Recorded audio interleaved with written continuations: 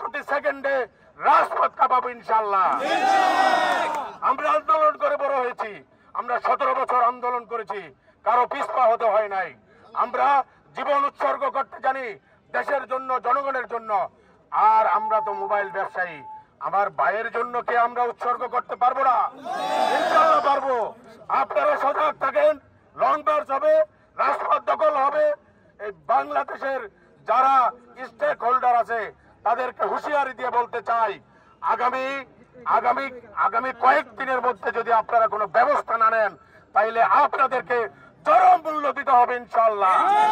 আমরা রাজপথে আছি, রাজপথে থাকবো। সাময়িকের জন্য আমরা ঘরে ফিরে যাই না, আমরা কিন্তু আমাদের মন রাজপথের এই পিচ দেওয়া রাস্তায় থাকে।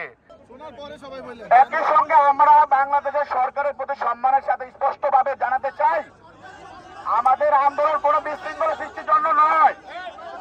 আমাদের আন্দোলন আমাদের ন্যায্য যৌক্তিক দাবি আদায়ের জন্য। যদি আমাদের সকল যৌক্তিক দাবি দ্রুত বাস্তবসম্মত মেনে নেওয়া না হয় তাহলে দেশের সকল কেন্দ্রীয় মোবাইল ব্যবসায়ী ঐক্যবদ্ধ সিদ্ধান্ত অনুযায়ী আমরা পরবর্তী কর্মসূচি হিসেবে লং মার্চ ডাকার ঘোষণা করছি।